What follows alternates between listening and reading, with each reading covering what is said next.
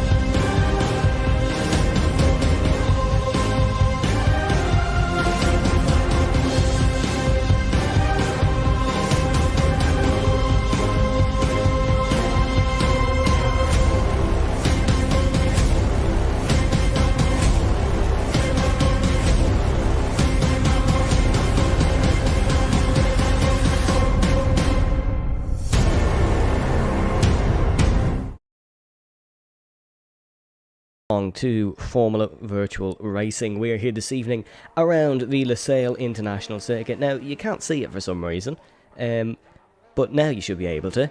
We are here for qualifying for the Qatar Grand Prix. It's lovely and sunny here in Losail because we've just found out the hard way that midnight setting is glitched, so it is a beautiful day here at the Losail International Circuit. The skies are blue, the track is looking beautiful, and joining alongside me is, of course, Brendan. How are you doing? I'm doing very well, thank you. Obviously, this is a little different to Qatar, but actually it looks quite nice enough. It seems that, while it is bright, it isn't completely baking, so, or completely sunny, so drivers should still be able to see everywhere, so what's the problem? Yeah, and it's not like a lot of people actually practice for this league, so they should be able to adapt. But no, it is lovely and sunny. You can see the sun is shining. MotoGP race in the daytime in Qatar, or at least they used to some of the time, so these Formula 1 drivers should certainly be able to do so. It was a very interesting race in Monaco, of course. It was Luke Davies who took the win. You can see the championship standings on your screen. Alright, they're on the screen at the start, but ignore that. You can see the championship standings on your screen now. It's 89 points. Luke Davies leads over Lewis McWilliam. Lewis wasn't supposed to be racing tonight. Good thing we didn't believe him, because he's here and trying to claw back some points in the Drivers' Championship. Thomas Main in 3rd, Jürgens Maher 4th, and then Leroy Vinchendel breaks into the top 5 in 5th position. But it's a brand new circuit here in Qatar, of course. The last debutant circuit we had in FVR was Las Vegas at the start of the season. Luke Davies took the win. Will Luke be the favourite coming into this one, Brendan? Based on consistency, he should be the favourite. He's won all but one race this season, which is Austria, and that was won by McWilliam. But McWilliam's spirits were down a bit last week due to his crash in Monaco, and you'd have to wonder now, after multiple titles in a row, is maybe the fire just gone out with a little bit of Lewis McWilliam now? Is he just losing the little edge he needed to be at the front consistently? And is that something Luke has now found after multiple attempts at the title, but just not quite getting there?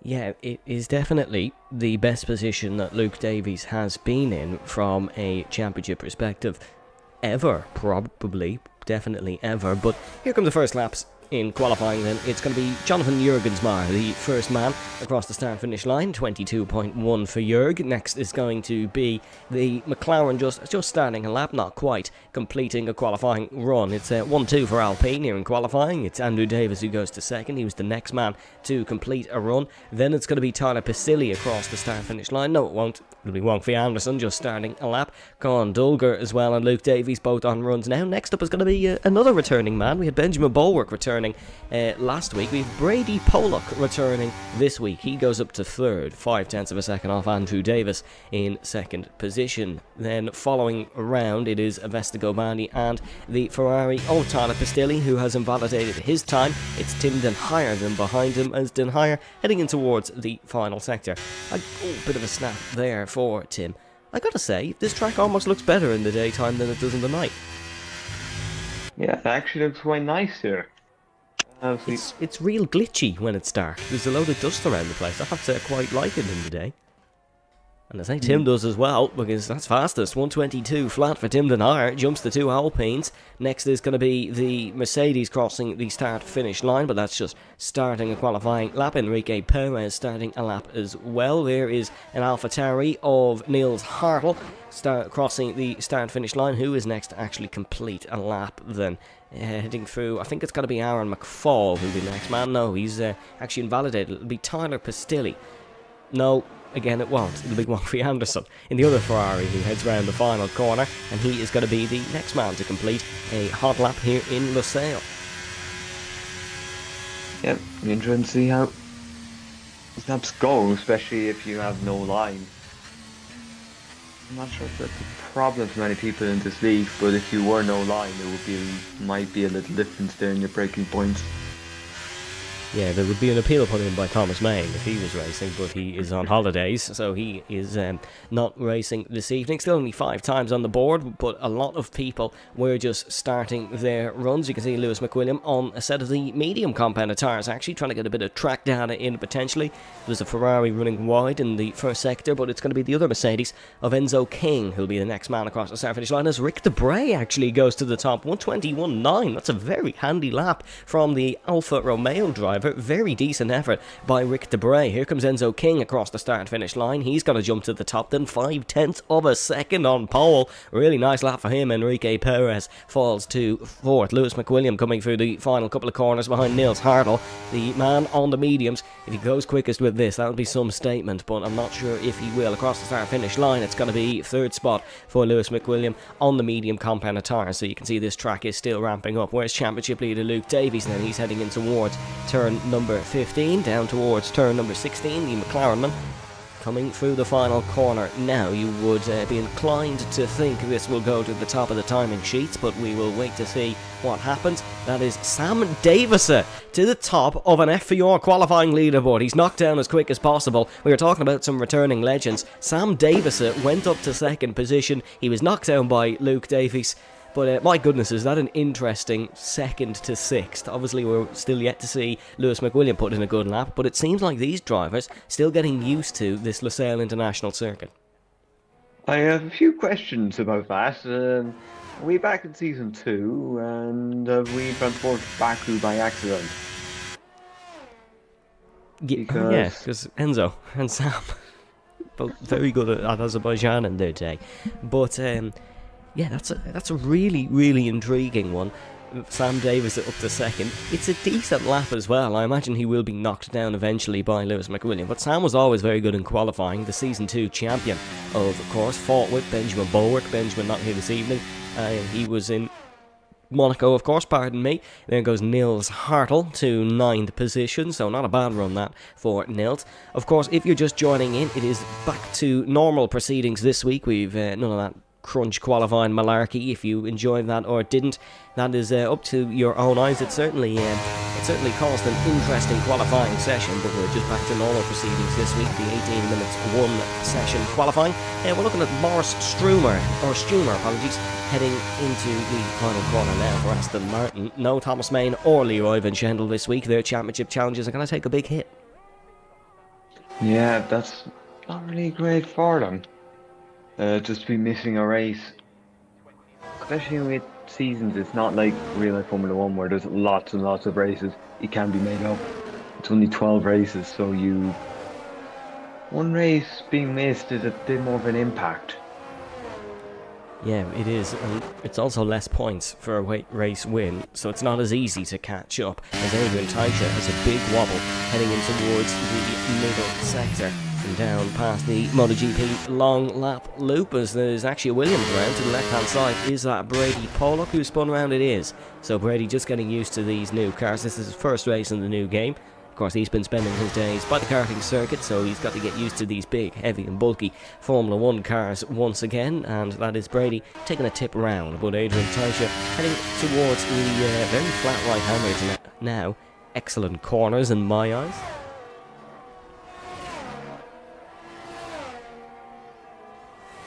Let's say 9 Adrian here. He's he's going to finish the lap here. Looking not too bad. And he'll just make the final braking zone. You just don't want to get too greedy on the exit there. And see where this Red Bull can go across the line. It's a 122.7. Maybe Adrian will have a bit more pace somewhere in the next one.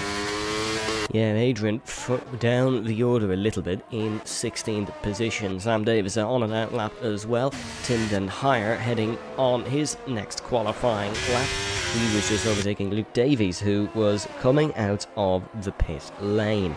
But there's got to be high tyre wear in the race, I feel. I wonder will these drivers maybe suffer even a little bit here in qualifying, of course, because it's going to be hotter conditions than usual around Qatar due to the daytime and not the midnight. Timden Higher slightly down, however, in the first sector. And that would be a little concerning for Tim, but it's not as if he's multiple tenths down. It's still very much all to play for. There may be time there on the lap. He might have more tyre for the end of the lap. And it'd be about just, especially in the hotter conditions, being able to keep the tyre in a good range for the V entire lap. Here comes Timden, heading in towards turn number 50. Oh, way wide. Invalidation lap for Timden Higher. Into the pit lane he goes. There will be no continuation of that lap. Tyler Pistilli, or Wongfi Anderson, I should say, heading through the final corner for Scuderia Ferrari. Let's see where he can go across the start-finish line. There he goes, Wongfi. He's up to 5th position. That's a good lap, actually, from the one-time Formula Virtual Racing podium sitter. Lewis McWilliam heading into the middle sector, 0.3 of a second up. He's obviously finding these softs a lot quicker than the mediums, but that is pretty much as you expect. Heading into the middle sector now. Let's ride on board with him.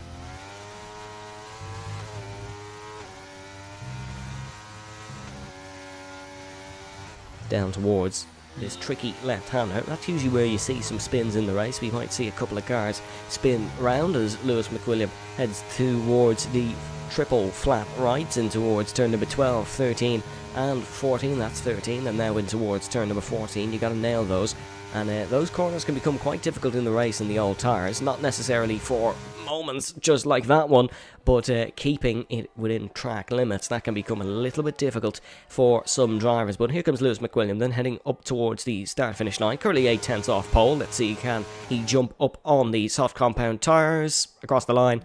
Yep.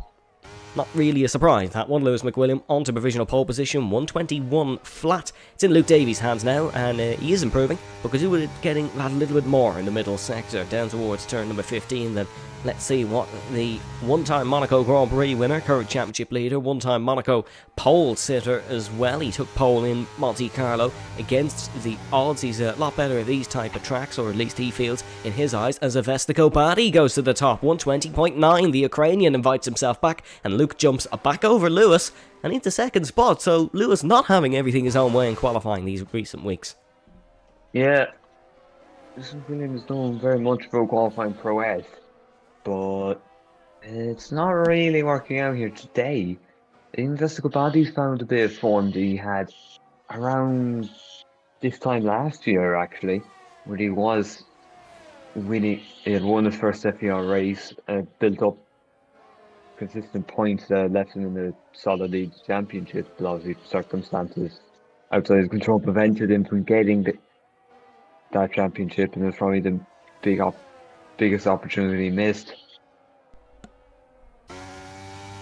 Yeah, and he was very good in Monaco as well. He finished 4th, of course, from the back of the grid, as there's an AlphaTauri off there on the right-hand side. We still have a few times to go on the board. One from Aaron McFall precisely. Brady Pollock looking to put another lap in. And of course we have Tyler Pistilli doing his usual qualifying programme, where he goes out in a set of softs for the entire session. He'll probably pit on this lap, and then, no, he'll do one more, and then he will put on a fresh set of boots and try go for pole. Con Dulger invalidating on his next lap for McLaren. It's not been smooth running necessarily from the Turkishman, but McLaren still have the Constructors' Championship lead, so he's still doing his bit to pick up points here and there. There is no new updated lap from Rick Debray, so make sure to keep an eye on him. He was quickest at one point in this session, but now stands a second off pole position, but still not necessarily bad by the Alfa Romeo.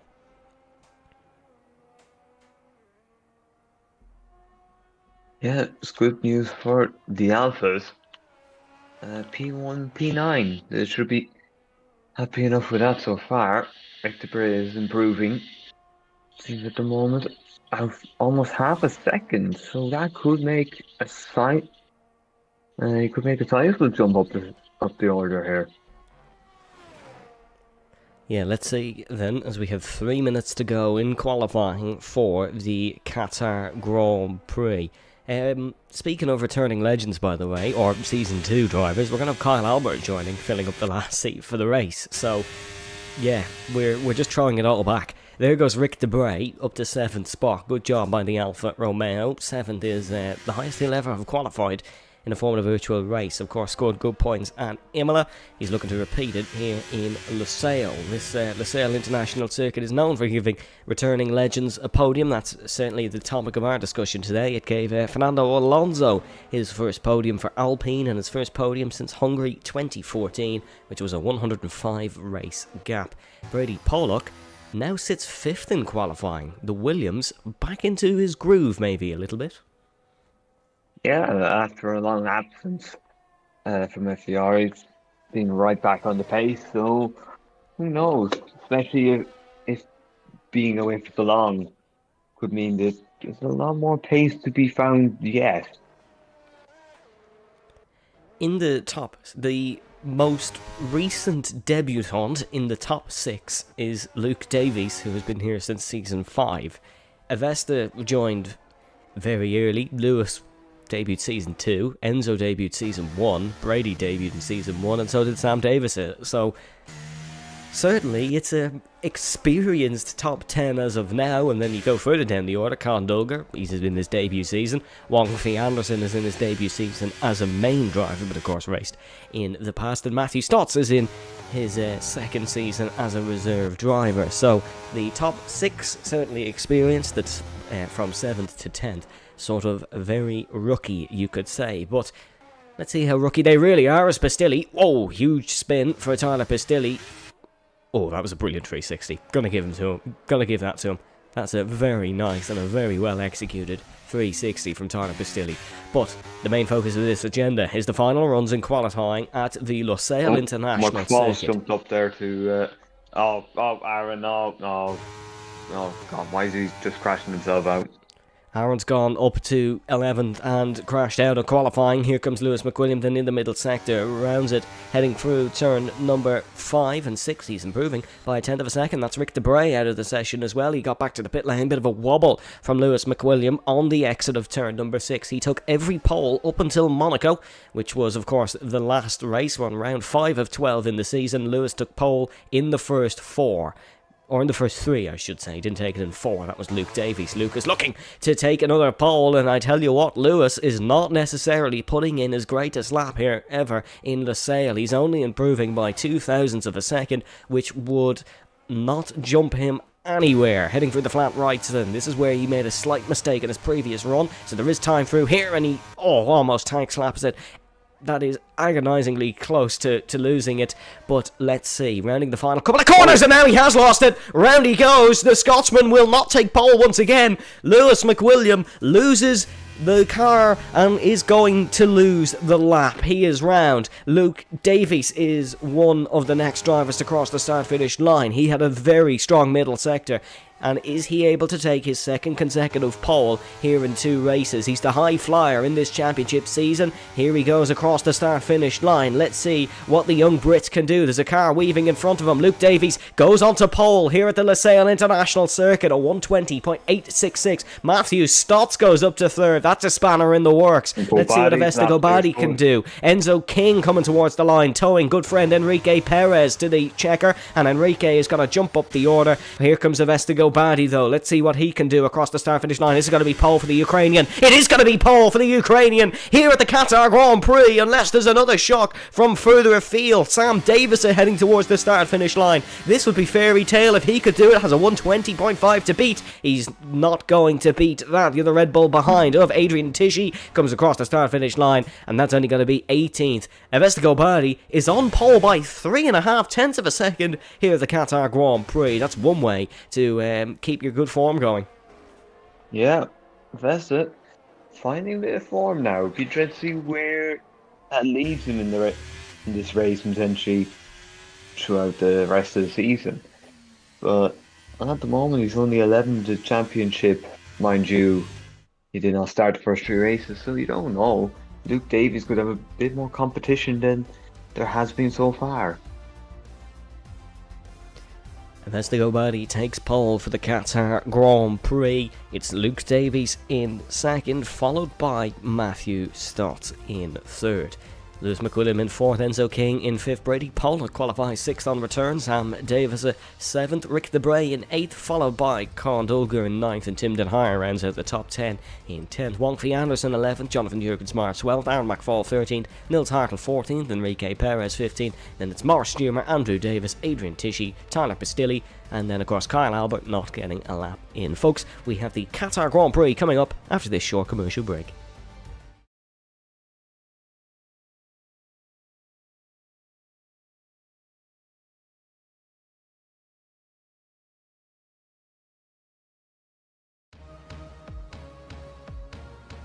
This program is brought to you by Simulus Clothing, official title sponsors of Formula Virtual Racing.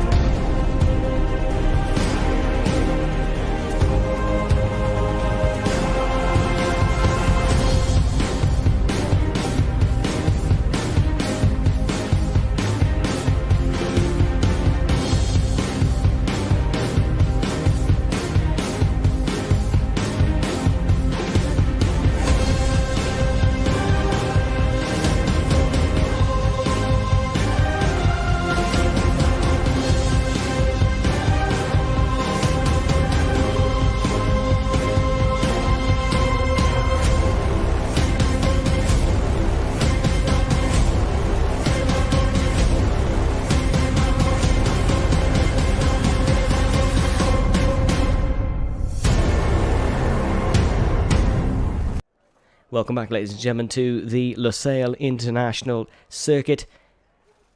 We're here for the Qatar Grand Prix. It's, of course, a 5.41 kilometre circuit, 3.67 miles, 16 corners, with 6 to the left and 10 to the right. The lap record belonging to Max Verstappen. Here we go then, ladies and gentlemen. We are ready to go. 5 red lights.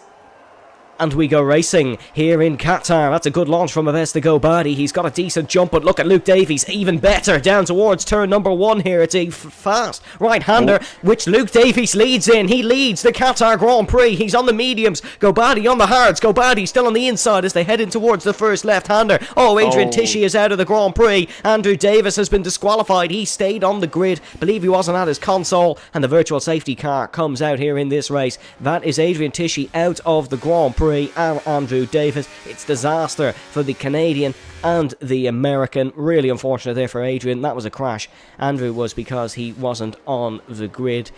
And yeah, disappointing start for Adrian. Good start for Luke Davies. He leads the Qatar Grand Prix. Your biggest gainer so far. That's Tyler Pistilli up to 13th. But let's take a look at the tyres there now on your screen now. Yeah, it's I'm not sure what happened to Adrian there, but Jurgens-Mars has got a 5-second penalty for presumably the contact that sent Adrian out of the Grand Prix. So it would be interesting to see what actually happened there.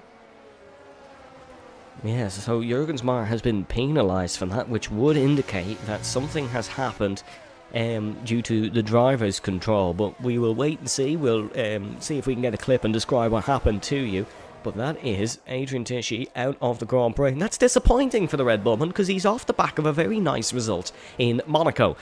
We go racing once again here in Qatar, and that's a very good launch from Avesta Badi. He managed the Delta a lot better than Luke Davies did, but look, once you don't get a drive through, it's pretty successful. Move in the background, Timden higher up past Rick Debray. You can see Luke on different tyres to all of the top 7, but Avesta still hunting him down towards turn number 1. Gonna try the outside. Here is the Ukrainian. It's not gonna work for now. Is he gonna try swap him to the inside? No, he's not, and the Alfa Romeo will stay behind for the time being. Luke Davies still leads this Grand Prix. What Luke needs to do here is try pull away, because he needs to try use the best life in these medium tyres while he can, because he's going to be on the worst tyres to the end of this Grand Prix. That's an interesting strategy call by Luke Davies.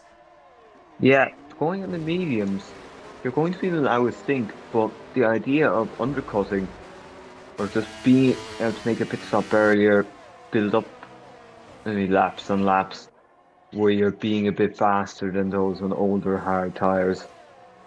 It's the key probably to his victory is going to be getting out of the pit lane and there being a clear track ahead.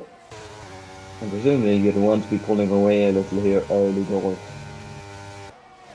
And it's definitely a strategy call, because his teammate Kant Olger is on the exact same thing. He's gone for the mediums. Enrique Perez making moves in the background, as well as Kyle Albert, because they're both on the softs. They'll be very quick at the start of the race. To be fair to Luke, he's doing this well, because he's already got a 9/10 of a second gap. He's burning his battery, wants to get outside that second window and try leap away at the front of this Grand Prix. 9/10 is the gap. Lewis McWilliam is going to have to try and catch up with Avesta Badi. You can see him closing in to 0.6 of a second. Slipstream is extremely powerful down the main straight because of how much downforce these cars are running. You got to run a lot of downforce for this circuit. It is monotonously quick, so that's why the slipstream is very powerful, because none of the cars have much straight line speed to begin with. It's a 321 km/h top speed in the speed trap of the main straight, so these guys got to manage that well. Kant Olger is up past Sam Davis. Sam Davis is in 8th position.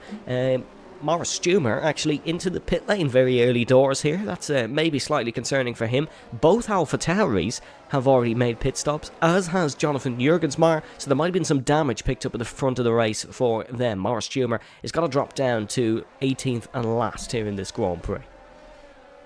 Yeah, that's unfortunate, and to make an early stop, you have to see, especially if it's having to pit onto a softer compound tyre, it's no strategy kind of goes out the window a little bit. Adrian, not really happy with how this race start has gone. He said a word I'm not going to say on stream. What is this luck?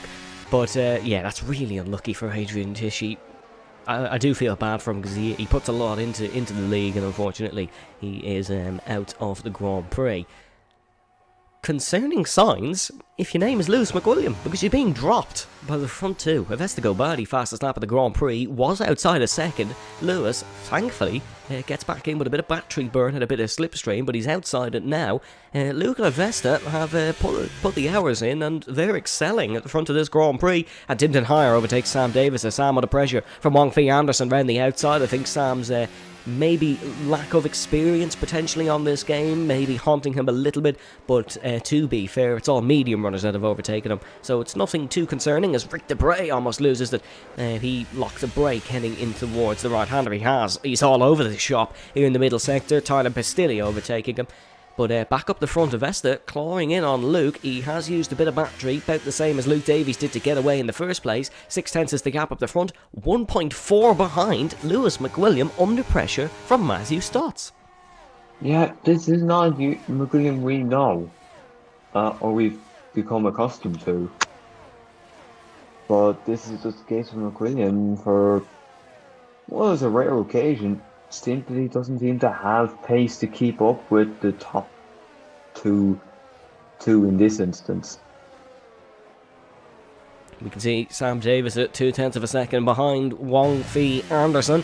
You know, he's had a bad exit. He was on the back of him and looking for a move, but he's had a bad exit, so that might go for now. Avesta Badi very close to Luke Davies at the front, but they're already committed to the corner, so there'll be no last gasp overtake for those two. But yeah, this is a very interesting race so far. It's definitely between Luke and Avesta for the time being. Luke you could say is on the worst strategy, but one safety car and he's well back in this, as there is actually a spinner round in the first sector, and it is Rick Debray who has gone round. We saw him have some trouble in the first and second sectors earlier on in the race. He has spun and now down to 14th.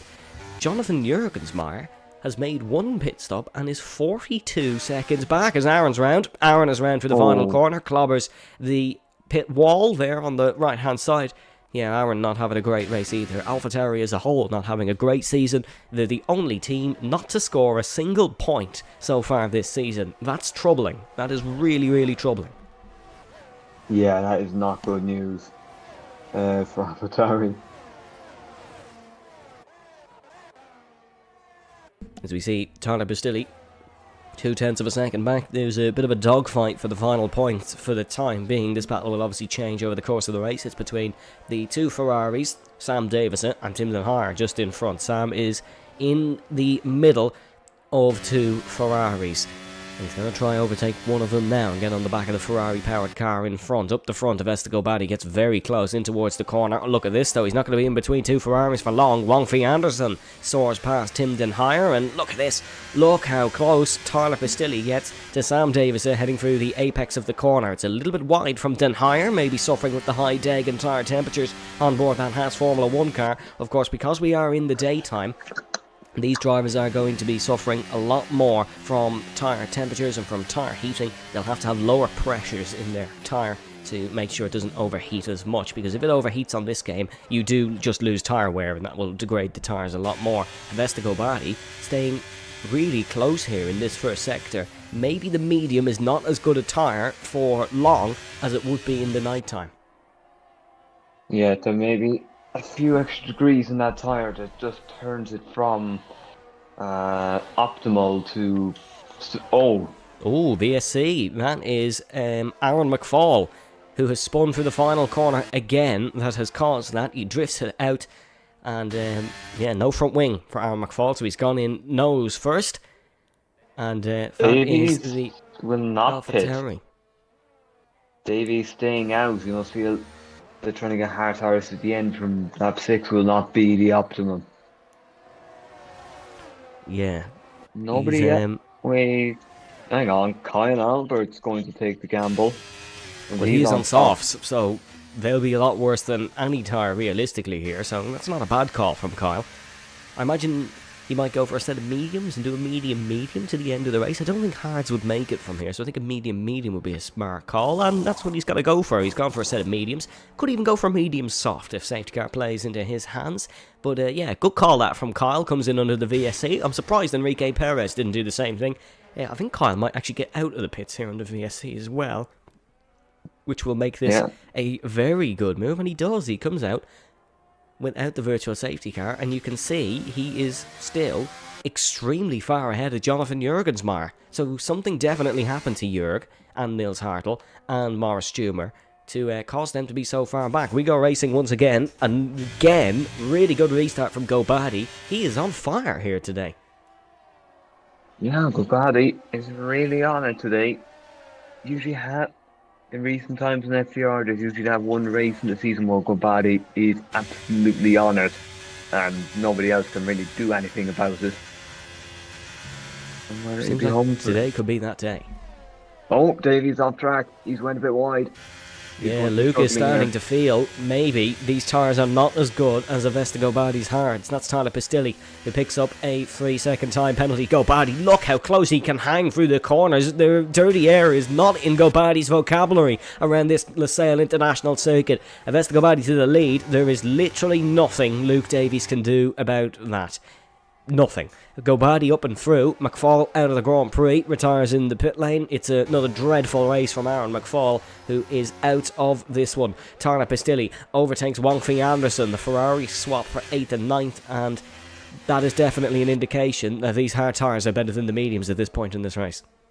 Yeah, we're hitting that crossover, and it might not be that long before McWilliams starts to close up to Luke Davies. He's already doing it, to be fair. It's 0.8 of a second between the two, and Lewis, I was going to say he has more battery, but not really, sort of similar. I wonder Will the two-stop be a good call here from Kyle Albert? I'm intrigued as to how this is going to go, because he is catching the cars in front, but if he wants to do a medium to the end of the race, they've got to last a lot more than 8 laps. Yeah, he pit on in the lap 6. You're trying to get to lap 29. Realistically, he's going to want to come in maybe about lap 17, lap 18, that sort of area, pitting from... Yeah. No, not pitting from laps. Pitting from lap 6, he'll look to go a little bit earlier, potentially, maybe. No, lap 14, it'll be... 15-ish. No, you wouldn't, because you need to make sure the stints are even if it's medium. So it'll be about 12 one side, 11 the other, which would be as even as you could really get. Yeah, you're better at maths than me, you know that. As there's a spin in the background for Niels Hartl.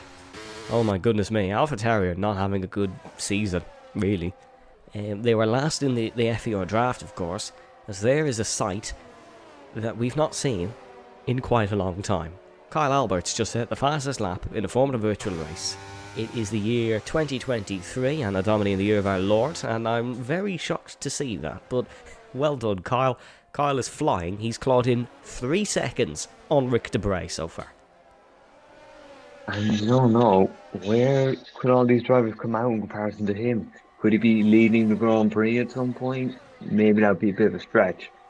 But not entirely. You never know, to be fair, because he was in the pack. It's not like he was way back. He was actually in the pack. It's the 2 Ferraris, side by side into that corner. That's dangerous. It's something Ferrari would do, realistically, but that is dangerous. This is actually the first race this season that 2 main Ferrari drivers have raced together. Of course, it could have been Monaco, but Pastilli was naughty at Imola and picked himself up a race suspension. But that is Wong Fei Anderson showing that, you know what, Tyler, you have a challenge here in the Ferrari team. Here's a leader change. Luke Davies up the inside. The McLaren gets the job done in towards turn number 1. Go bad, he can't fight the pack. Okay, maybe the mediums are over their bad patch and they're starting to get into their second wind potentially here. Sam Davis overtaking Timden Hire. They're still side by side, hailing in towards the next left-hander. The Haas on the inside, Red Bull on the outside. Davis has got to try hold it, keeps it within track limits to be fair, but that's so close. Heading through the next right-hander. Den Hire does leave adequate space after all, and Sam Davis is back up and through and will remain in 10th place in this Grand Prix. But these two are losing time to the 2 Ferraris in front. It's going very swimmingly for the Scuderia. Albert, again, not doing too bad, continuing to take down the gap ahead of him. It's, 5 to Rick now, and it'll be under 5 here. So, keeping going. Rick Spray is also catching up to those ahead. So, Kyle's pace is looking very, very nice. Yeah, Kyle is doing a very nice job indeed. It is still Luke Davies who leads this Grand Prix. It is Vesta Gobadi in second for Alfa Romeo. The last time Alfa Romeo won a Formula Virtual race was Liam Houseman in Singapore. That is lucky, maybe? Well played by Avesta, potentially, but he was going for that move anyways. Luke didn't really defend it. That might come back to haunt him, but surely this safety car plays into Luke's hands nicely. Yeah, it would in terms of strategy. He would have a much more conventional one. And it'll be him alone on hards versus others on mediums. However, if you're Kyle Albert, you'd be thinking, well, that's kind of messed with my plans. Because he obviously needed everyone to pit, and then the safety car comes out. Yeah, realistically that would have worked very well for Kyle Albert, but it's not worked out well for Kyle Albert. Luke Davies, I reckon, could bring Hearts to the end from here if we have this safety car, of course, and then maybe one more. I reckon he's going to go for it and try it anyways. But this leaves a very interesting discussion into what does Gobadi, McWilliams, Stotts, King and Pollock do from here? And of course anyone else on the hards. Do they pit and go for medium to the end? Do they go for a medium and hope for another safety car that brings everyone in for softs? What do they do? It's very mistimed. We'll find out. Gobadi comes into the pit lane. Niels Hartl, 5 seconds for speeding in the pit lane. Yeah, I think everyone's pitting because they feel whatever you're going to lose, like maybe whatever the off the like the unconventional strategy is. Oh, can trying to overtaking the pit lane. Oh, and it looks like instead he's being the one overtaken. Tyler Oh, Bastilli oh, or who can I who did think the try to overtake there, Brendan? Because that's not can actually allowed in the rule book, can I'm pretty try sure. to play the game, but it's Bastilli who made the move. Whether that's if Can had moved over in the pit lane, he wasn't properly in the, let's say, the pit entry area. Would that be constituted as just some passing someone off track? Well, I didn't really see it, to be fair, so I'm not going to judge it just yet, but if that's reported, it could be a very interesting one for the stewards to discuss, which unfortunately is still me and Brendan, but Well, we we have will wait. we have a walking rule book, so Yeah, that's Juan, by the way. That's the joke there. Juan Hernandez, former 2 or 3 time runner-up. Can't remember how many, but it was 2 or 3 for sure. Um, oh yeah, and no Leroy or Thomas here this evening, so we don't have an assisted walking rulebook. But certainly if that's not a McLaren driver, Luke will know that. He'll be watching back the stream, and he'll hear us discussing about it. So if McLaren think there's something in it, they'll be well on the ball to put an appeal in, but we'll wait for that after the Grand Prix. Your order after the pits, that is Kobadi, Davies, McWilliams, Stotts, Pollock, Pistilli, and then it's all still the same, but unfortunately Anderson drops down to 11th due to the double stack.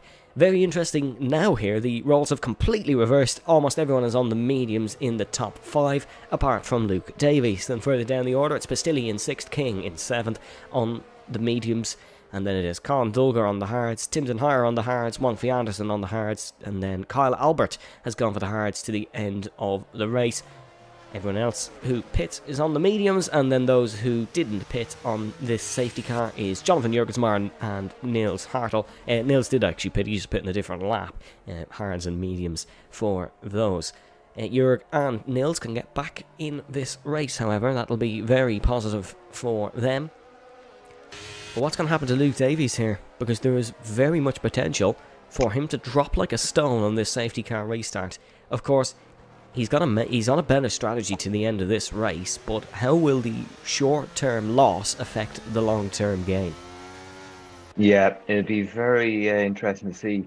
Because if he does drop, it makes it so much more difficult to get back up because you're simply going to have to pass lots of cars, and some of them will not care that he's the championship leader. They will simply want to keep position, and if that means Luke Davies runs into trouble while doing so, like obviously they're not going to try come off the road deliberately, but if he tries a move that isn't on and he spins because of it, they're not going to be worried. And certainly Lewis McWilliam is going to like this because he has a chance to get past Luke Davies, which he's obviously going to try and take. But then it's Matthew Stoltz, Brady Pollock, Tyler Pistilli, not in championship contention. 2 are reserves, and then with all due to respect to Pistilli, he's not in the championship fight. Then it's Lewis's teammate, Enzo King, but then there's Luke's teammate, also on the same tyres, who could well be down the grid with Luke if they're not careful. I don't think it's going to be that bad, because of course Luke is a very good driver. He's very quick this season, as we've seen. He could well keep within the top 5 here, but there is a chance that things could go very wrong for the McLaren, and that's not often the case. He's going to have to fight himself out of a paper bag here, pretty much. But we will wait and see. We are almost at the halfway point in this Grand Prix. Still a few laps to go. Everybody has caught up. You can see Niels Hartel just coming into camera shot now. Everybody is moving on up here in the safety car queue, and you can see the Qatari fans in the background loving the action here at the Lusail International Circuit. If you're loving the action watching the broadcast, make sure to pop a subscription on the YouTube channel and put a like on the stream. We're live pretty much every Saturday night. We post some YouTube videos. You can go check out our Instagram and Twitter pages as well. If you want the most FVR content, I'd recommend the Instagram.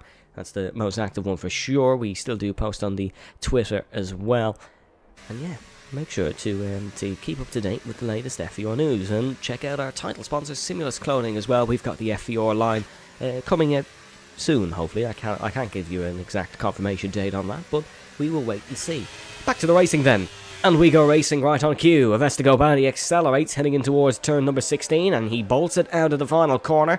It's not the greatest safety car restart in the world, because he's allowed Luke Davies to come with him, as Enzo King picks up a 3-second time penalty. Here comes the Scotsman, Lewis McWilliam. It's the 3-time champion, looking for the overtake up to second spot. To the inside goes Lewis McWilliam, and now side by side, Luke Davies. There's a bit of contact between the two. Lewis has to yield, otherwise he would have gone round there, and that may well have been the end of his race. Backs out, now 4/10 adrift of Luke Davies. Lucas holding on to the spot on the first attempt. Let's see what happens though next time we get round to turn number 1. It's kind of the only overtaking opportunity unless you are extremely brave, like Tyler Bastilli might be, on the back of Brady Pollock. Tyler wanted the inside, Brady simply didn't move. That's fair defending, nothing wrong with that. Brady doesn't have to move if he doesn't want to. Tyler Bastilli though gets the up and under, bit of wheel nudging between the two. Bastilli trying the long way around the outside here on the South African, and now Bastilli, oh that's exquisite. What a move from Tyler Bastilli, the Canadian. Wants to put on a show here in Qatar. He wants to prove that he still got it. Of course, he usually does pretty well at debutante tracks, apart from Las Vegas. The 2 races beforehand, he took his first win and his first pole at Hungary and China, respectively. Bastilli up to 5th, but back up the front. Avestigo Badi not necessarily pulling away here. Luke has good pace on this hard tyre, but Lewis making his presence very much known in the rear wings of Luke Davies, running for the final corner. Matthew Stotts, I'm going to say, is also on the back of Lewis McWilliam. Lewis might not have this as simple as he would want. 5/10 is the gap between himself and the young Brit in front. Here comes Matthew Stotts. Matthew Stotts is actually going to go for this one. He sets the fastest lap of the Grand Prix. Unbelievable. 1:24.1 for Matthew Stotts. That's an incredible fastest lap. And after a safety car restart, it's an incredible fastest lap, because usually you're following around, you don't burn as much ERS, and he hasn't burned that much ERS, so it's a natural pace sort of thing for Matthew Stotts. Further on in the background, you can see Sam Davis having to defend from Con Dolger. This hard tyre, not as bad as we first predicted, maybe. Yeah, it seems like the hard tyre is in its element here compared to the other tyres, but that's obvious if it's going to be hot weather or hot conditions. Your hard tyre is just going to be much better. Yeah, it seemed like the temperature is probably helping the hard tyre on its warm-up, and Luke Davies and Can Dolger may have known that, and that's why this is assisting them.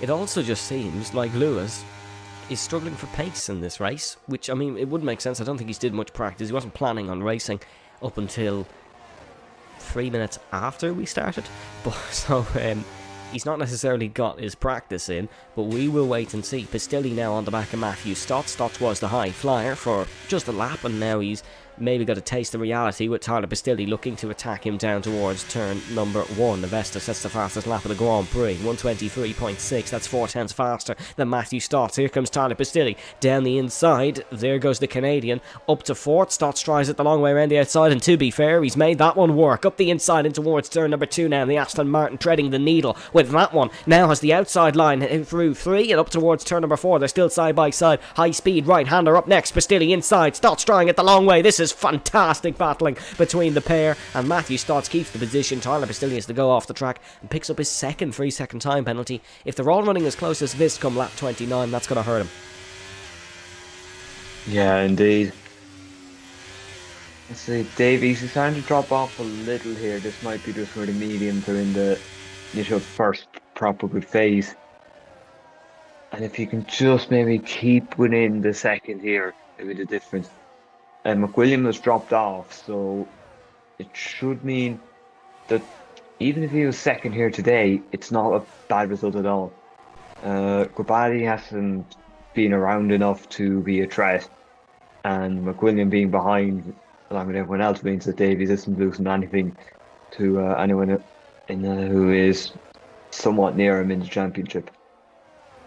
And to be fair to Luke Davies, this is still a positive result for him, because when you have such a gap that he has, just extending it by 2 points a race maybe, that's still a positive, because realistically Lewis has to start beating Luke, and it was the complete polar opposite last season. Luke had the advantage, but he couldn't extend it, so he knows he's got to keep this up as long as he is still in form, because if he's not in form, he can see how easily this man can cut down things. Of course, we know Lewis, his end of the season certainly has a big question mark on it, but that is a story potentially for another day. Lap 17 out of 29 now. The medium, it might look doable from this point onwards. Yeah, I suppose with the lesser fuel loads, it probably helps the medium tire go that a little bit longer. It can do about around 11 laps, I think, is when we saw the drop-off the last time round. We're in that window of making it work, because of course the lap count is not necessarily representative, because we had a few laps under the safety car, so it's certainly not the most accurate thing to go by. But we will wait and see, as Luke Davies 0.6 of a second behind Avesta Gobadi, heading onto the main straight. Avesta is making this work for the time being, but it's all about when does Luke's hards become better than Avesta's mediums. That's when he can start to attack, and certainly if Luke could take 4 race wins out of the first 5, he's by far the favourite for the championship win. He already is at this point, but we had the conversation last season where he wasn't winning enough. Now he's probably winning too much even for us to keep up with, but still a lot of work to do here from this point onwards, because as we said, Vesta, he always has that one race a season where he's absolutely untouchable. This could well be that one, and he could finally win for Alfa Romeo for the first time in 3 seasons. Yeah, it will be a return to glory for Alfa Romeo. They have had a few wins, 7. The last one was Singapore Season 8, Round 4. Obviously, that was the second of the Houseman double.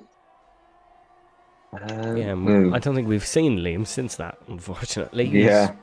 He's had some trouble since moving from that Alfa Romeo team. Of course, they were both himself and Liam Garrick were both in championship contention back then. Liam was the first man to win 2 races that season, funnily enough, but then we all know what happened after. Lewis just decided he'd had enough and he just wanted to win the championship pretty dominantly, and then the end of the season even was cut off short on that one. Season 9 was then a lot more closely knit, but this one is looking like it could be dominance again. 0.3 of a second separates Luke and Avesta. Luke in the slipstream, tries the outside, Gobani on the inside, late braking for the McLaren. No, he's just going to tuck him behind. I think Luke just had the overspeed. I'm not necessarily sure he wanted to actually go for that one. Can Dulger is in a fight though. He's up to 8 spot past and higher. Sam Davis is in this fight as well, looking to keep up with the 2 hard runners, and you can see huge slide on the exit curb at turn number 1 for the Dutchman of Sam Davis there. Of course, he has the longest point streak in FVR history. It spanned over 3 seasons, from the end of season 1ish to the middle of season 3, and almost losing it there. He's a man who well knows how to score points. Won a championship just by being consistent. He would love to get some points maybe on return here, but he's going to have to battle that car for another 11 laps, and having slides like that at this stage is not necessarily the best indication that your tyres can make the end of this race. Yeah, these mediums, they are going to struggle a bit here very much. Let's see. Davies is, well, circumstances may help him. Oh, look wide there. Again. Davies was having to seem a little issue there with that specific right-hander, just going a bit wide. You want to be careful there, because you could easily pick up a warning for just exceeding the track limits. Yeah, and you don't want to do that when the battle for the lead is as close as this, as Andrew Davis leaving the session. Of course, he was disqualified because he didn't start the race on the grid. Here comes Luke Davies trying to fish it around the outside. This is bold, this is risky. There's a slide from Gobadi, which means Luke Davies has to back out of it. That was brave from Luke, but didn't work out in the end. But still, you don't usually see Luke going for those sort of moves. He's almost being forced into them because Lewis McWilliam is so far, or so close to the back of him, I should say. There is only 0.6 of a second separating first to third, and Luke is of course in the middle of that.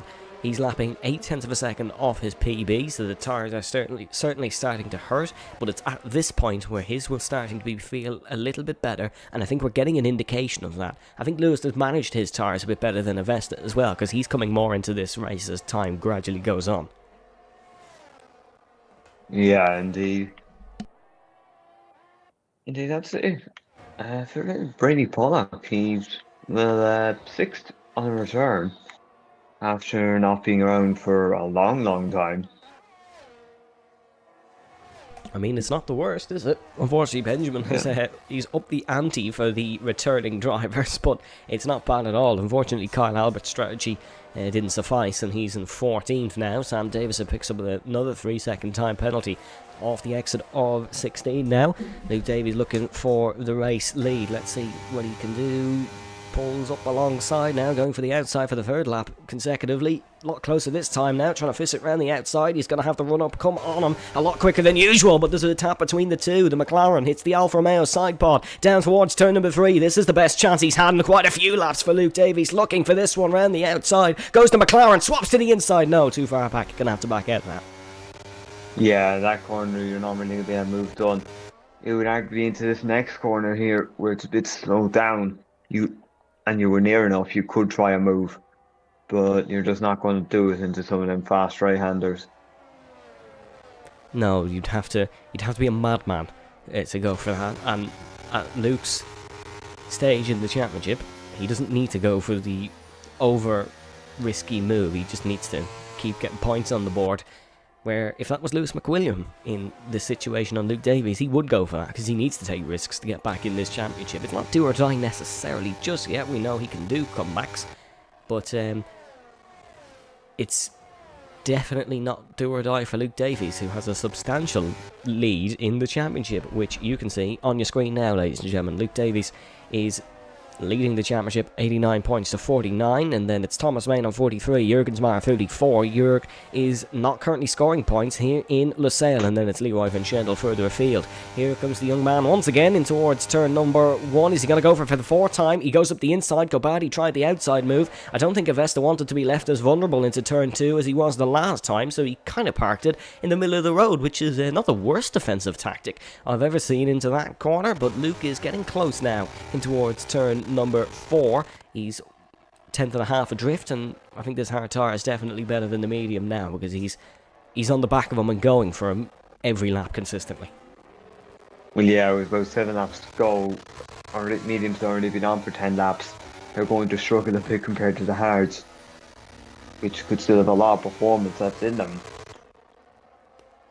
We could genuinely see some punctures towards the end of this race. Yeah, I think currently we're on for Matthew Stott's podium, so that could be a big. Oh yeah, Lewis is the 3 seconds. So is Hemi, so. I did not even notice he picked up a 3-second penalty. That has to be pretty recent, but he's picked up a 3 seconds, meaning Matthew Stott is on to become a debut podium sitter. We're going to have 3 debut podium sitters in 3 races if this all plays out. Nils Hartl picking up a time penalty, and that's going to hurt his challenge for points. Here comes Luke Davies for the inside. This is the closest he's ever been to Gobadi in this race. He's up and he's through. The hard tyre has pulled through for Lightning Luke, and he's up and into the race lead. It is very much doable from this point onwards that Luke can win this race. Gobadi is going to try and attack back in towards turn number 4. He's close, he's not close enough. The championship leader could well win 4 races in 5 rounds. And I mean, I can't really see Avesta or Lewis taking it from him due to the tyres they are on till the end of this Grand Prix. Not over just yet, though. Not over just yet. Not over just yet, but it's looking good for Luke Davies. There's the opportunities there to win. He's got the best tyres from the time. Unless the late safety car comes in, which puts everyone to soft, I think he'll be able to pull away a bit. And just coast to a victory, pretty much. Although it seems like Gobadi's doing a good job of sticking with Davies here for now. He is definitely doing a good job, and he'll definitely have a go down the main straight. Gobadi slightly worse on the EOS battery percentage. Let's see here then, down the main straight. He's not actually using, and he's just going to let the slipstream and DRS do his work for him. Pulls out of the slipstream actually, heading down towards turn number 1. Maybe there's some tactical play here from Avesta Gobadi. Further afield, it's Stotts and Pistilli. Pistilli up to 4th now, or back up to 4th, I should say. The Canadian running strong in 4th position. if he takes, or when he takes his time penalty, if it stood like this, he would still finish 5th, which is a good result for Tyler Pistilli. No, yeah, still would be happy enough with, or would be a 5th place, so... well, he does have a Matthew Stotts trying to take a place off him, but with the way this is working out, Matthew Stotts can end up on the podium by just sticking where he is. So, I'm not sure if he'll do much more. Well, he does have to keep with Lewis McWilliam, of course. There's a 1.6 second gap between Pistilli and McWilliam now, so there is still certainly some work to do. Lap 24 out of 29. 12 lap old mediums for Gobadi and McWilliam are going to start to suffer a bit, but look how quick Avesta is through the corners. Like, it's absurd, because via corner is not fun when you're following a car behind, but Gobadi can just do it for some reason. He can just do it, and Nike would love him for a brand deal, because he can just do it through that corner and just stick behind when others can't, and that's why he is so far up in this race. And here he goes, going for the race lead. The Alfa Romeo retakes the lead, but here comes Lewis McWilliam. He's going for the both of them into the first corner. Lewis McWilliam leads the Qatar Grand Prix out of nowhere. He's got both of them in the slipstream and DRS down towards turn number 1. Wow, that's opportunism from the Scottishman, who now leads the Qatar Grand Prix. That's come out of nowhere. I'm not even sure Luke expected that one. Well, Davies, it was going very, very nice for him, and it was looking like the advantage was swinging his way, but no. McWilliams now pulled his cards and shown them. What can he do from here now? Can he start to pull away, or is that penalty just going? Is it going to be the one that kills his race, or is it going to be something he can remove? Is a big question to ask. Yeah, we will we'll find out that, of course, after the Grand Prix has finished, when he puts in a steward's report, but he's pulled 6/10 on Avesta Gobadi. That's quite intriguing, because Luke wasn't pulling 6/10 on Avesta Gobadi, and we were the ones saying that he was on the best tyres in this race. Matthew Stott is now a second behind Luke Davies. Is Luke starting to struggle maybe, and these mediums have come back into a window? We'll wait and see, because Avesta's nowhere close to Lewis McWilliam in getting past now. Lewis has gone for it. He's used a lot of his battery. Here comes Tyler Pistilli overtaking Matthew Stott as Sam Davis picks up another time penalty. There's no points on the cards for Sam Davis, no matter what happens in this race, purely due to all those penalties. This is going to be a very interesting end to the Grand Prix, because Luke is a racer. He's going to go for this one, as there's some battles further afield between Den Hire and Anderson. Here comes Den Hire trying it round the outside. Let's see, does this one work? Oh, he's a lot of grip, does Tim Den Hire. He's going to pick up a penalty for that one, but that could be removed. He was forced out there by the Ferrari, and down towards turn number 4, he has to just drop back. What I was saying up the top is, Luke's a racer. He's got to try get past the Avesta Gobadi if the opportunity arises.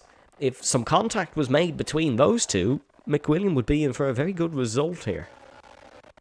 Yeah, it could very easily compensate for last week in terms of results, because obviously with a DNF last week, and then all of a sudden if something was to happen to Gobadi and Davies, that would frankly be like it never happened. I think if something was to happen to Gobadi and Davies, there'd be a certain Belgian somewhere very much celebrating as well, because that might give him a chance at the championship in this league. Of course, Lewis has 3, Luke has none, Thomas has none, so it's certainly 2 underdogs versus Goliath, or 2 Davids against Goliath, which is what I should have said, but, you know, hindsight is 20/20. Avesta Gobadi, 0.2 of a second behind Lewis McWilliam. He wants a win, of course, in this one. He's been putting in the work and practicing in Qatar. Well, not practicing in Qatar, he's been practicing Qatar in his home, but he's been putting the work in, and he wants to try take his seasonal victory. He's tucked up behind the Mercedes as, Enrique Perez is out of the race. He's retired in the pit lane. That's unfortunate for Enrique. That's actually his first non-finish of the season. Oh, well, that is fortunate. He has been able to get a couple of points so far this season. It's kind of a drive to survive for Enrique Perez, not as in the docu-series, as in he's just drove his own race, survived, and got a handful of points out of it here and there, but yeah, disappointing for Enrique. He's out of the Grand Prix, and that will promote Jurgensmeyer a bit more. What has happened to Jonathan Jurgensmeyer, though? There's got to be something wrong. He's 41 seconds off the pack again. I'm not sure what the plan is exactly here.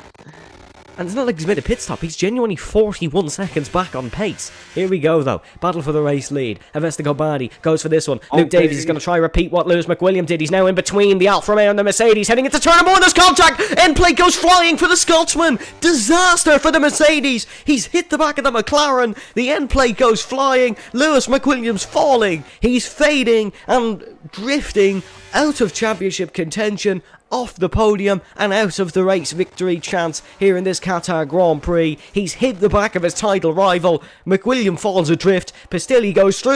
Oh, Matthew Stutz has a massive tank slapper. That's the last thing he would have wanted on the penultimate lap of this race. He's got to get past the walking wounded Mercedes.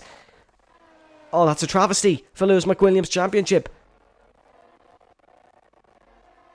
Oh dear. Oh, and he's picked up another penalty. He's picked up another penalty. It's all gone very wrong for Lewis McWilliam. It's all going very right for Luke Davies, who is in prime position to win this Grand Prix now. I don't believe there's any damage on board Gobadi and Davies. There was an end plate that went flying, and I think with how this lap 28 has gone, we well know who it's from. Luke Davies versus Avesta Gobadi. A battle I'm not too sure we've ever seen for a race victory in Formula Virtual Racing, as here comes Luke, tucked up behind the slipstream. Avesta Gobadi, Stotts and McWilliam fighting it. Lewis has come into the pit lane here. Here comes Luke Davies, tucked up behind the Alfa Romeo of Avesta Gobadi. Is he close enough for a move? Avesta using all of his battery. Does Luke go for a lunge down the inside? No, backs out. Doesn't fancy it.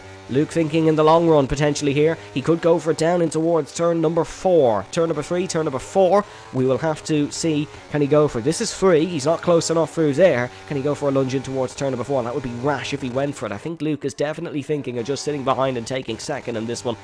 Not the worst result in the world by far. He's going to extend his championship lead by a huge amount of points because Lewis is down to 14th position in this one. He's thrown everything away with a silly pit stop, and he's down to 14th. Luke Davies still tucked up behind the Alfa Romeo. There's a lapped car of Jurgensmeyer in front. That car is definitely an AI. That's why he's so far adrift, because he's dropped 30 seconds to the last time we checked in on him 2 laps ago. Here we go then, heading in towards the final sector for the final time, for the first time here in Qatar. Luke Davies still tucked up behind Avesta Gobadi. It's 0.2 of a second that separate him. Rounding through the triple right. Look how close Luke Davies has got. Is this going to be a last lap gash? He's right alongside here, heading in towards the penultimate corner. He could go for this one down the inside into the final corner, maybe. Gobadi defends to the inside. None of them want to lead to the run to the line. Oh no, it's this shenanigans again. It's throwback from Las Vegas. Gobadi went. Gobadi got it. And Alfa Romeo finally stand tall once again. Avesta Gobadi wins the Qatar Grand Prix. Luke Davies sits behind. I don't think he's going to be too happy with what happened on the final lap. Tyler Pistilli falls to 4th. Matthew Stotts comes home clutch for Aston Martin. He gets up his first podium here in Formula Virtual Racing. Brady Pollock on return to 5th. Colin Dulger 6th. Enzo King gets 7th. Kyle Albert spins home in 8th. Wong Fee Anderson 9th and Tim Den Hart 10th. Double points for Haas. That's good for them. Rick Debray in 11th. Sam Davison comes home in 12th. He's going to drop behind Niels Hartl. Hartl stays in 12th. Disaster for the man who comes home in 14th. Absolute disaster. Yeah. It's the one word you need and only word you need really for that end of the race. It was looking very, very good for Lewis. While he was and had a penalty, it looked like he was going to be able to finish first on track. It's now just gone from him, and this might be the final nail in the championship coffin. Yathan Panguru, Avesta's teammate, it could not be happier. He's probably happier than Avesta himself that Alfa Romeo finally have a race win since Season 8. It's not a team you usually see on top in Formula Virtual Racing, but when they are on top, it's usually very well earned. We'll try hear from Avesta and Luke at the end of the race.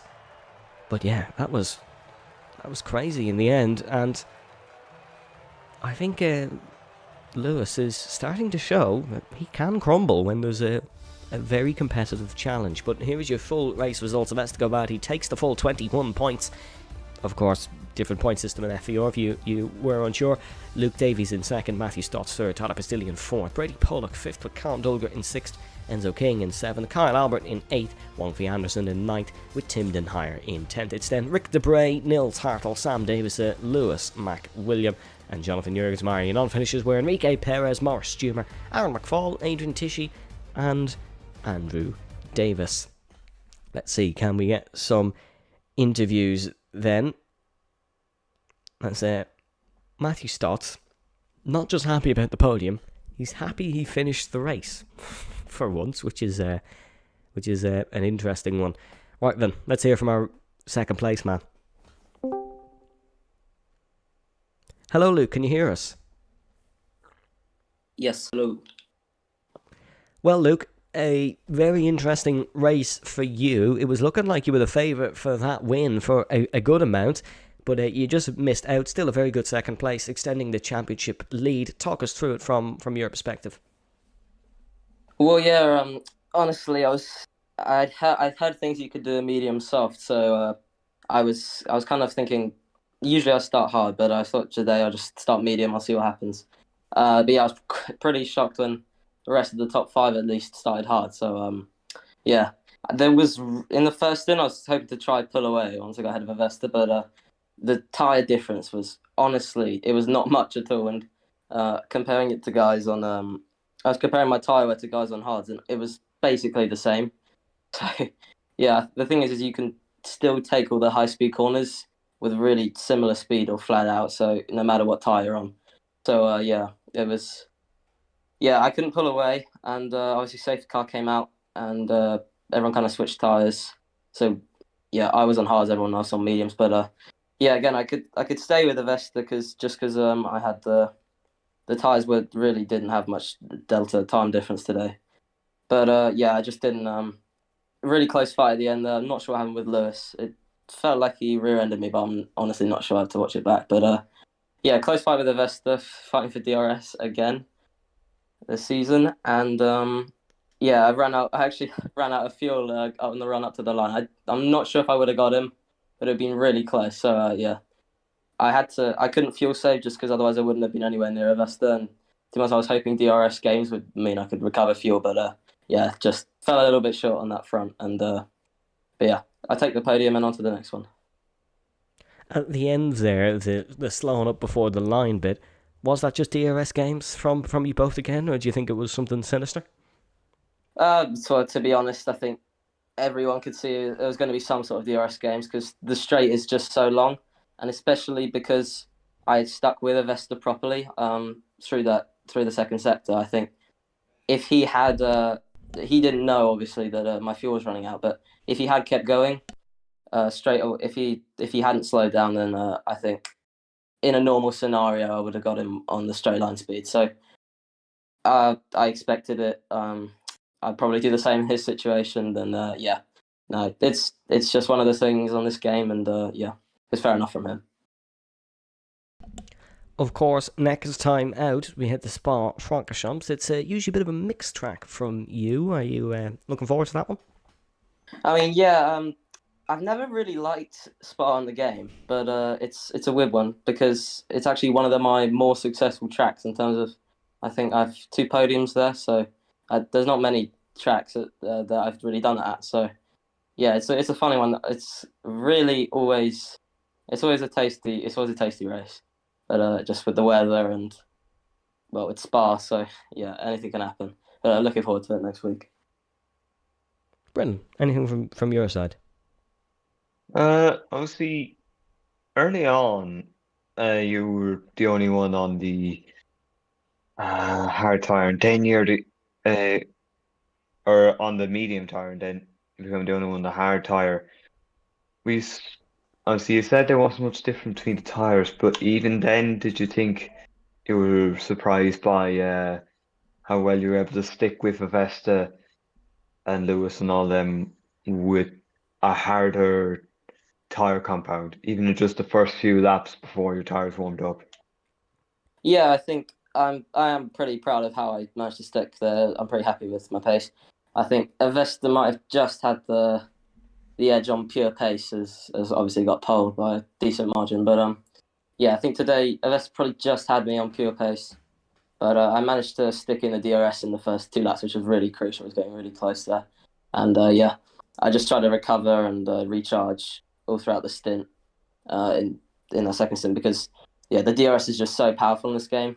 You can gain, like, with Slipstream, you can gain like 6-7 tenths. So if you do have DRS, it's a massive advantage. So I knew if I could stick and stay in the DRS, I had a chance of the win. And yeah, I got very close to that today. But yeah, just one little mistake on the fuel front. Thank you very much, Luke, for the interview. Avesta asking where are the interviews. He was in the right place. Here he is. Let's bring in Avesta, Luke. As always, more welcome today. Hello, Avesta. Can you hear us? You're also on mute, in case you didn't realise. Yes, I can hear you. Avesta, go by. There seems to be a point in every season where you can just control a race and win it pretty easily. Your first race win this season, your first race win since Silverstone last season. You happy with that one? Yeah, certainly. To be honest, yeah, it was, I think, one of the hardest races in the FVR I ever done. Luke was very, very fast, very rapid, and I thought when the safety car came out, it was completely game over because I didn't think that the mediums would make it till the end. But I don't know. I was surprised that Luke was slowing down in the couple of laps because I was expecting him to be really fast, especially with the fresher hard tires. But it was very, very hard. And GG to Luke and GG to Lewis. It was a very fun and very hard race. But yeah, I'm very happy for sure. Of course, it was, as you said, a difficult race, but you still managed to take the race win. For whatever races you do in the remainder of the season, do you think you'll be able to challenge up the front like today? Or was today's pace just really, really good from your perspective? Well, depending, it's a new track. I don't think any of us had many practice laps as usual tracks. But I don't know. I think this pace might keep up if I'll practice a lot, obviously. But Luke is really fast. Like, he got very, very rapid lately. So I think it's going to be very difficult to reach him. But I'll try my best, and I hope I can do more performances like I've done right today. And of course, you've probably seen how excited your teammate Yathan was after the race victory. Is it always good to have a supportive teammate when you're challenging at the front? Yeah, for sure. Not only teammate, like many people in the chats congratulated me, especially Sam, Jatin. I'm very, very happy. And obviously the support is very amazing. I really love it. But it's also motivating me to push more. And this was a wake-up call to practice maybe a bit more. Because, yeah, to challenge Luke, I think I have to outperform and outscore him in almost every race. But we'll see. I'm very happy. And, yeah, let's see what happens. Brendan, anything from yourself? I just want to say your pole lap actually was 3 tenths faster than well, pretty much 3 tenths faster than the rest of the field. Did you think you'd have that kind of raw pace? And were you hoping that would have translated to the race, or do you think that was just more a very good lap, and the race would just be a lot closer than qualifying? Well, to be honest, every single practice qualifying lap I did, I changed the setup a bit because I did first with mediums. My first lap was with mediums. It felt good, but I had a lot of understeer. So I changed the wing. I changed some other things as the things that the qualifying lets us because there's Park Ferme. And yeah, I think it was a very solid lap. I was very happy with my sector 2. My sector 2, I think I nailed it really good. But yeah, that 0.5, I don't know. I think I could improve there, but it was 3, as you said, it's 3 tenths from P2. So I should be really, really happy with it. And I am. And yeah, GG to Luke because he was pushing me a lot. My heart was racing on my last qualifying lap because I really wanted to get that pole, and I did it. Yeah, I'm very happy. Well, congratulations once again, Avesta, and once again, congratulations to Luke. It was an absolute excellent race today from you both, and hopefully we can see you both challenging again up top. But that is all from us today here in Formula Virtual Racing. We thank you once again very much for tuning in for the Qatar Grand Prix. From myself and Brendan, the support of the streams, always appreciated, and we hope to see you next week in Spa-Francorchamps. But from myself, Evan Dalton, and from Brendan alongside me, stay safe, stay well. We'll leave you with a word from our sponsors, and bye-bye. This program is brought to you by Simulus Clothing, official title sponsors of Formula Virtual Racing.